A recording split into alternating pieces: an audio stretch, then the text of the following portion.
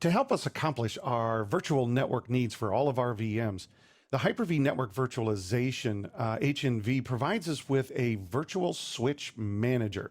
And this will allow us to create virtual switches. And these are software-based layer 2 virtual switches that can be independently IP addressed for our networking needs. Now, before we go in there, let me take you out to one of our virtual machines that we created earlier. I'm going to go into Settings and take a look at the network adapter. This was something that I selected during the creation of the virtual machine. It was the default one, and you'll see where this default virtual switch came from here shortly. And this gave us networking access. Well, I want to be able to control this, customize this, and create my own networking infrastructure. We can always go back to a virtual machine and change these options. So I'm going to hit cancel, and let's go out and create our first virtual switch. You're going to first see the default one listed on the left, the virtual switches. Now, usually you would want to rename this so that it makes sense. It's picking up the network connection for it and virtual switch. I might rename this for public network number 1 or production network or development network. Right now, I'm just going to leave it as is so we can kind of see what's going on. If I want to create a new virtual switch, we have 3 different options: external, internal, and private. And we're going to do each one of these. Now, we'll start with external. And what this is going to do, when I say create the virtual switch, I can first establish a name for it. And I'm going to call this Network 2. And take a look. I can add some additional notes to explain what the network is for. And then what connection type do you want? So for external, we want to use an external network interface card. Now, this NIC is installed on the Hyper-V host, and this is the default, the first NIC that I had. And you can see that this is where it got that original first virtual switch.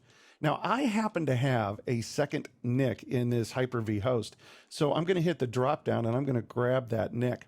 And we have a couple of options here. We can allow the operating system to share this network, which is what we want to do, but I want you to take a look at this one. Enable single root IO virtualization. What this does is it works on physically installed NICs in the Hyper-V host when you're doing an external network.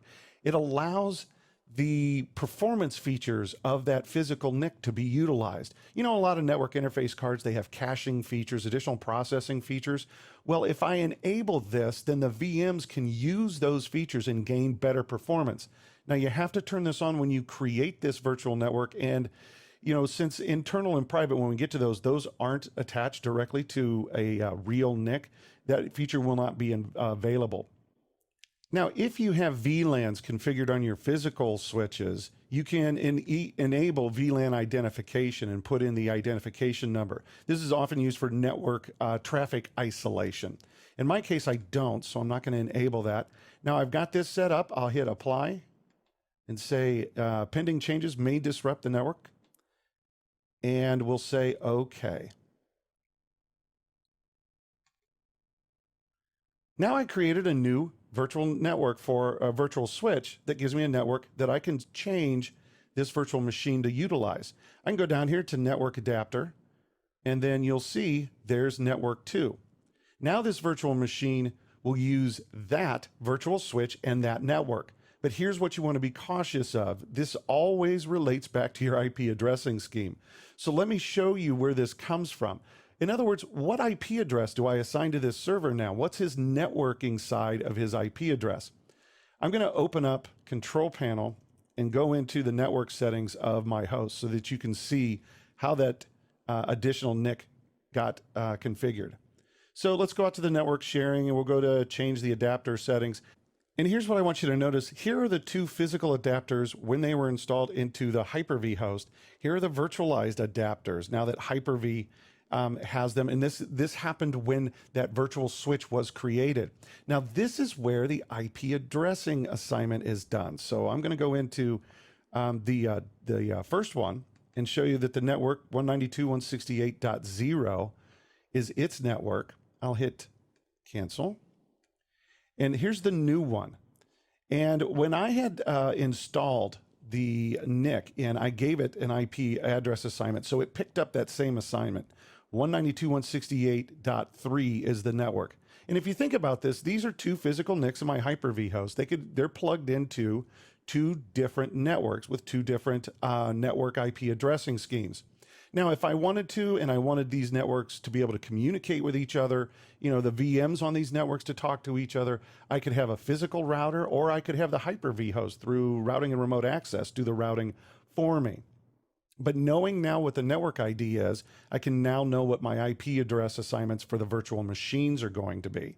And I can put multiple virtual machines now on that virtual switch. So let's go back to the virtual switch.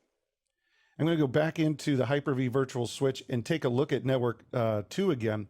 And I just wanted to point out, now that it's been created, see the enable single IO virtualization, it's enabled and you can't change it. You would have to delete this and recreate it if you wanted to. The allow management operating system to share this, we're going to talk more about this. So we've got an external one created. This means that all of the virtual machines that I put on network 2 will have access to that particular network adapter. That might be what you want, but maybe that isn't exactly what you want. Maybe you want to isolate network traffic and you want to create a network of VMs virtually on your Hyper-V host. So we have some other options. You'll notice I have two other options here, internal and private. Well, let's take a look at what these differences are. You'll notice that what I just showed you, the external, I had two different network interface cards configured for two different networks. That's one possibility. You could also have the network interface cards configured for the same network with different IP addresses and allowing you to be able to isolate virtual machine traffic.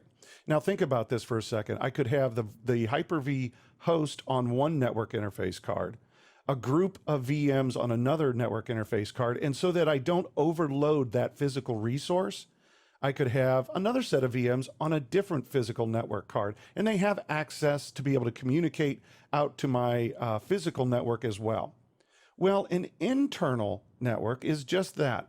It's where the VMs can communicate on an internally created network, doesn't need a physical network card, and the host can still talk to them. So the Hyper-V host can talk to them. Now, you can still set up routing and get these out to an external by putting into one of your virtual machines an external and an internal switch.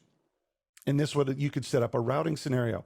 But what internal is used for quite often is for, well, lab environments. I use that all the time to create multiple virtual machines on a lab environment that's isolated from talking on the physical network. And I can create that virtual switch, and we'll call this internal number 1. And notice it's marked down here. I'm not connecting it to a physical adapter. It's now an internal virtual switch.